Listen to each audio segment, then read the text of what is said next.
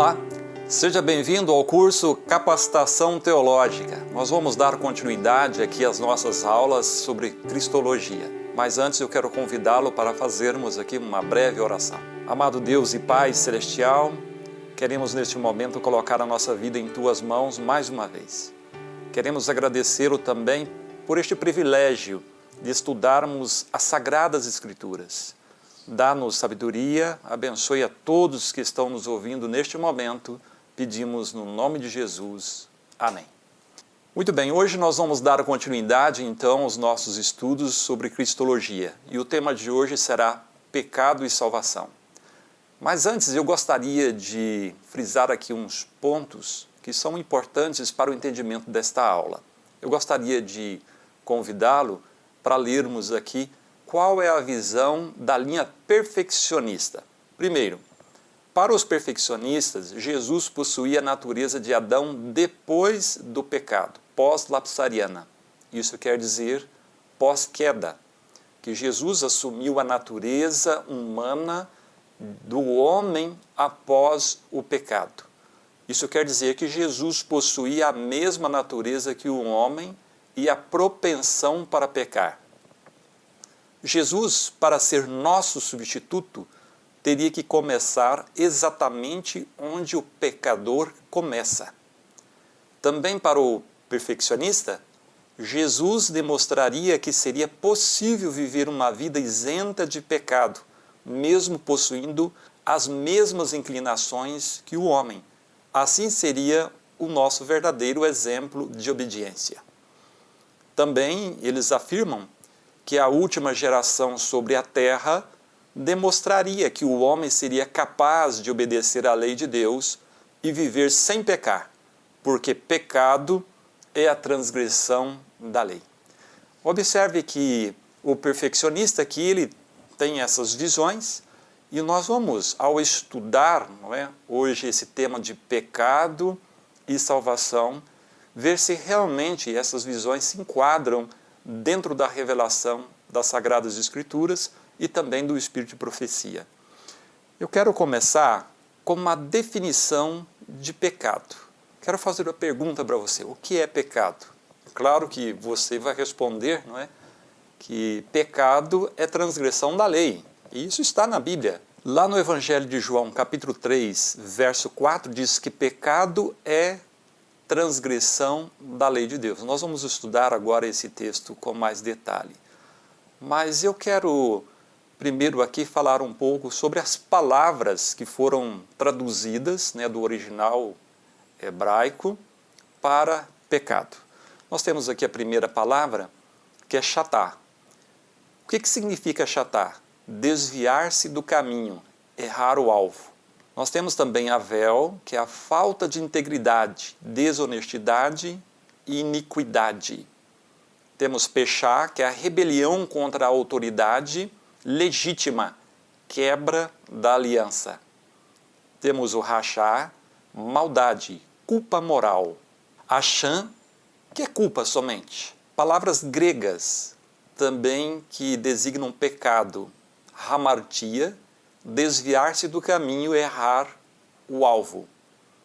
Adíquia, injustiça. Anomos, ou anomia, transgressão da lei. Paraptoma, ofensa ou transgressão. Hiponeros, iniquidade moral. Observe que não existe somente uma palavra no hebraico ou uma somente no grego para designar pecado. Porque nós temos aqui várias palavras que abrangem o pecado de uma forma mais total. Mas no Novo Testamento nós temos uma palavra, essa palavra em grego, que denomina pecado, que é hamartia. Lá em 1 João capítulo 3, verso 4, diz assim: todo aquele que pratica o pecado aqui, é hamartia no original grego, também transgride a lei. Porque o pecado, hamartia, é a transgressão da lei. E aqui, anomia. Em algumas traduções, você vai encontrar esse texto da seguinte forma: todo aquele que pratica o pecado também comete iniquidade, porque pecado é iniquidade. Essa tradução ela fica um pouco mais próxima do original, onde diz que hamartia é transgressão da lei, anomia. Observe aqui que quando nós falamos sobre pecado, nós temos que entender que se pecado é a quebra da lei, para compreendermos melhor o que é pecado, nós temos que entender qual é a essência da lei. Qual que seria a essência da lei?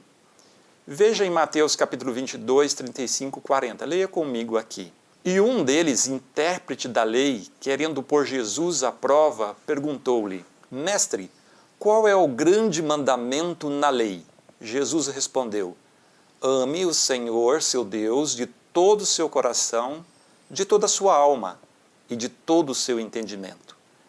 Este é o grande e primeiro mandamento. E o segundo, semelhante a este, é: ame o seu próximo como você ama a si mesmo. Destes dois mandamentos dependem toda a lei e os profetas. Observe que nós, ao lermos esse texto, nós encontramos aqui a essência da lei. Qual é a essência da lei? É o amor. O amor a Deus sobre todas as coisas e também o amor ao próximo. Quando nós amamos a Deus sobre todas as coisas e quando nós amamos o próximo como a nós mesmos, nós estamos cumprindo a lei.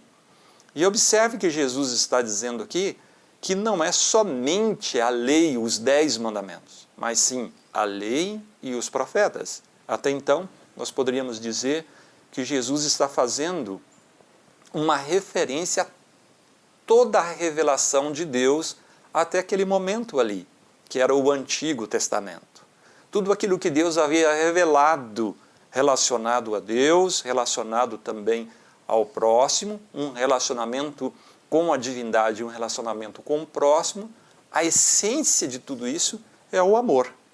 Então, se a essência é amor, nós continuamos então buscando mais informação para compreendermos melhor o que é pecado. Qual que é a essência de Deus?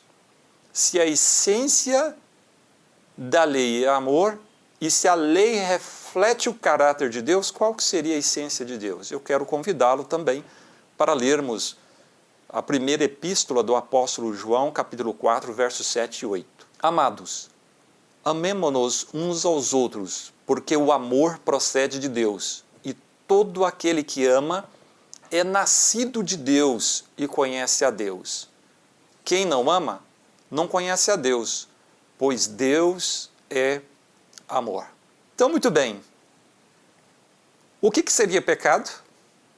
Primeiro, nós voltamos lá em 1 João capítulo 3, verso 4, onde diz que pecado é transgressão da lei. E ali João usa a palavra hamartia. A hamartia significa errar o alvo. Eu pergunto para você, qual seria esse alvo? Qual seria o alvo? O alvo, é claro, né? Amar a Deus sobre todas as coisas e ao próximo como a ti mesmo. Então, quando cometemos pecado, nós erramos esse alvo. É ter a Deus como nosso supremo ser a quem nós devemos adorar. E o ser humano, o outro ser, a quem nós também devemos amar como a nós mesmos. A Deus nós amamos sobre todas as coisas, mas o próximo devemos amar como a nós mesmos. O que nós poderíamos então designar como pecado? Pecado, na realidade, segundo George Knight, que é um professor de teologia lá na Andrews University, hoje ele está aposentado, ele escreveu um livro intitulado Eu Acostumava a Ser Perfeito. E nesse livro, George Knight ele diz o seguinte, que pecado, na realidade, é o amor invertido. O amor invertido é o egoísmo, é o eu no centro. A pessoa, quando peca, ela deixa de colocar Deus em primeiro lugar na sua vida. E ela passa a se colocar em primeiro lugar na sua vida. Então, a pessoa, passa a ser o centro do universo. Agora não é mais Deus. e o semelhante também perde completamente o seu valor. Vamos ver se isso aconteceu realmente onde o pecado teve origem. Primeiro, onde o pecado teve origem? O pecado teve origem no céu, segundo a revelação, segundo a palavra de Deus.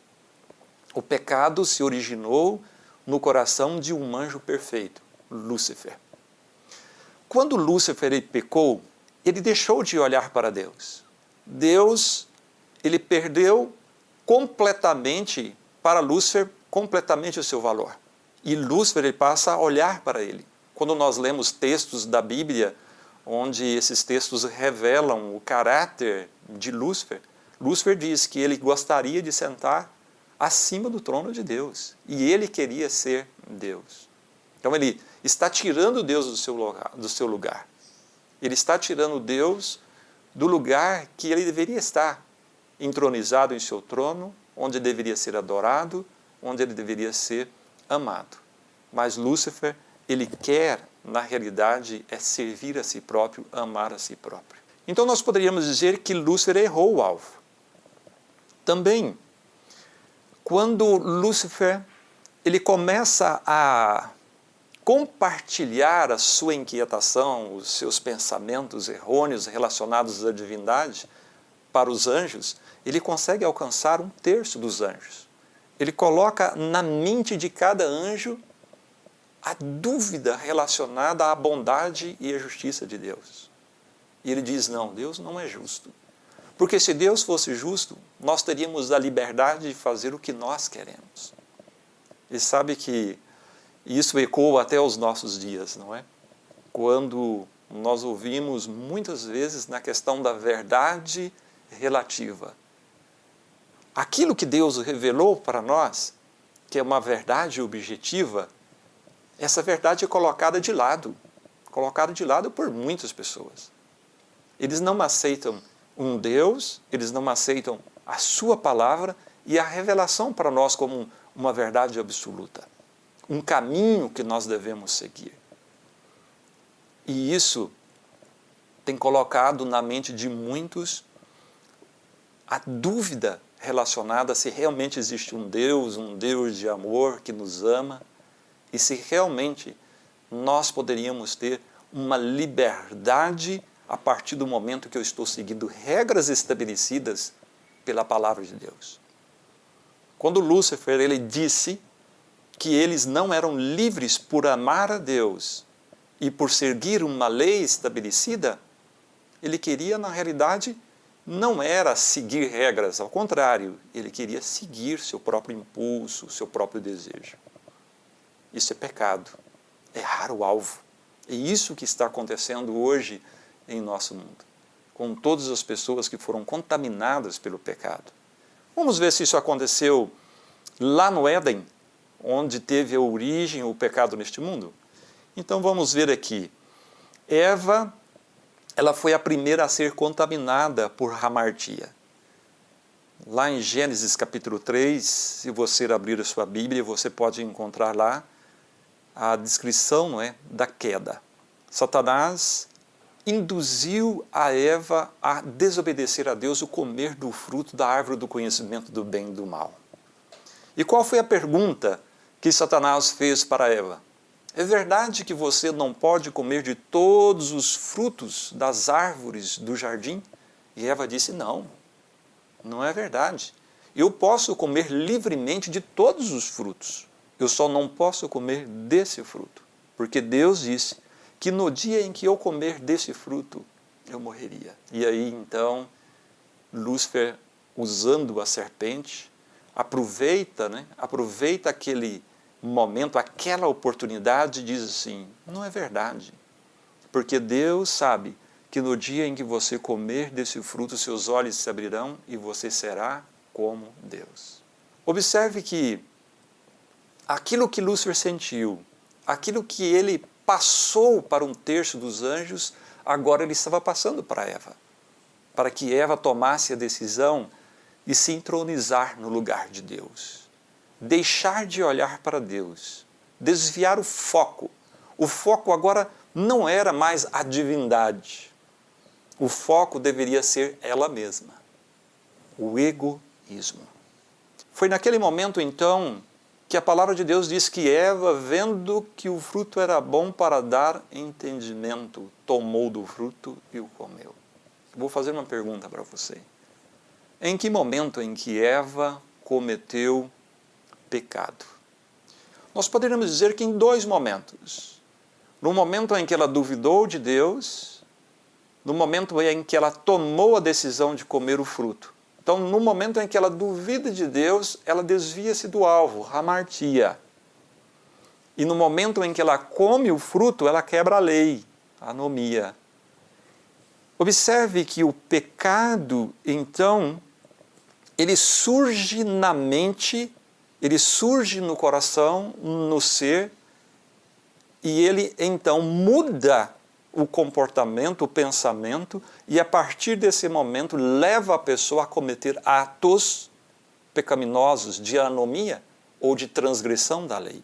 Quando João ele usou essas duas palavras aqui, hamartia e anomia, era isso que ele estava querendo dizer. Pecado é a transgressão da lei. Talvez ficaria melhor para entendermos, dizer que hamartia leva à anomia. Vamos ver se isso aconteceu com Adão.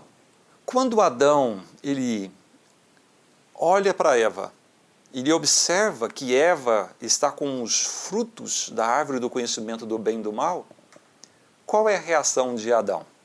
Bom, Adão poderia ter ali um momento muito difícil na vida dele, porque ele precisava tomar ali uma decisão que mudaria a sua vida. Na realidade, que ou poderia deixá-lo só, sem a sua amada esposa, ou assumir a culpa e morrer com ela.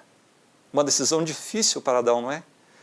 Mas veja que nós conhecemos a história e sabemos que Adão tomou essa decisão. O que Adão pensou? Poderíamos aqui pensar da seguinte forma. Talvez Adão deve ter pensado assim, olha, eu não vou conseguir viver a eternidade sem esta mulher, porque eu a amo muito.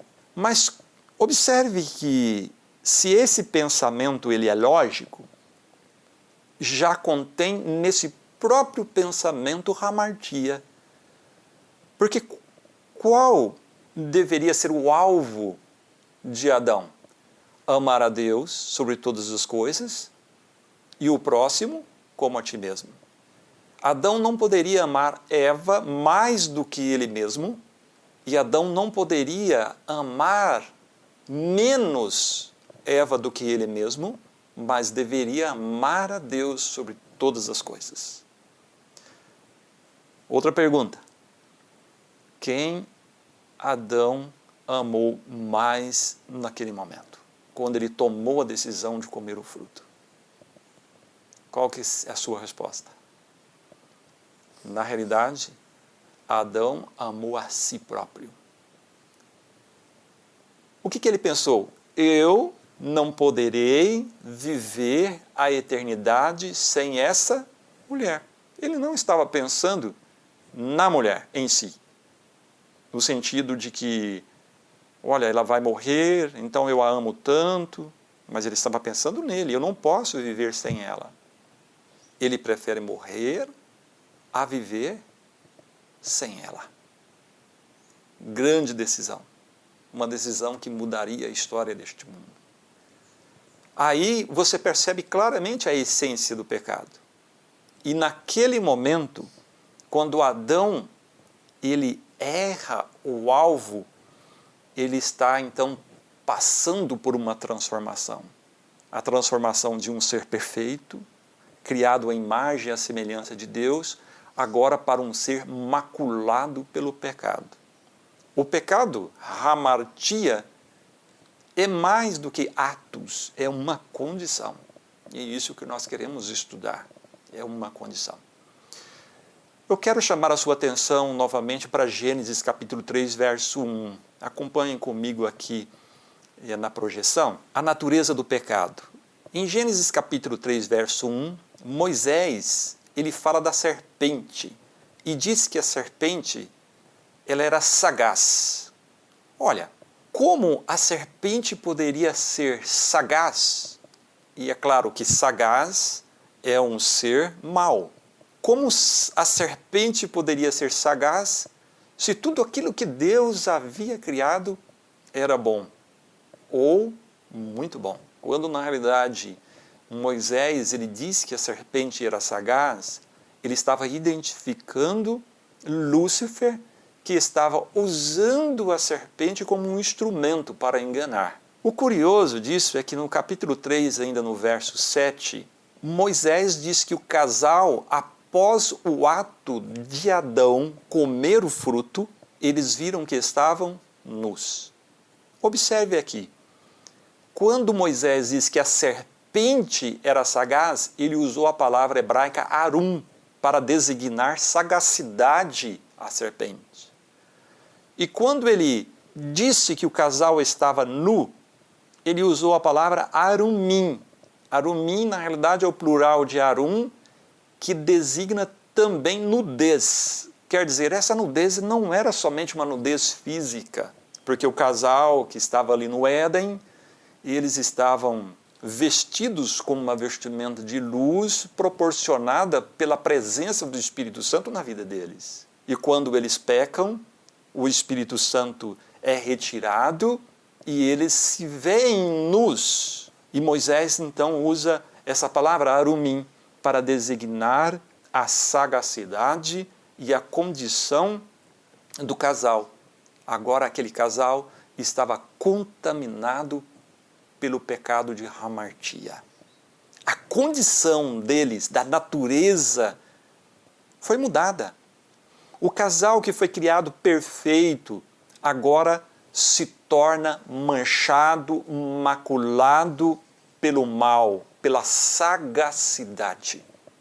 A escritora Ellen White, ela diz o seguinte, que se Deus não fizesse uma intervenção, se o plano da redenção não fosse colocado em prática ali no Éden, o casal se uniria com Satanás para fazer guerra contra o céu. Mas foi a ação de Deus onde o plano da redenção foi colocado. Nós encontramos isso ali em Gênesis 3, verso 15, onde diz que Deus ele coloca a inimizade entre a serpente e o fruto da mulher. Na realidade, aqui é uma profecia messiânica, falando a respeito de Jesus e da inimizade que teria Satanás e Jesus, ou o plano da redenção que estava sendo colocado diante deles. Ali ainda, no capítulo 13, nós encontramos a aceitação desse plano da redenção.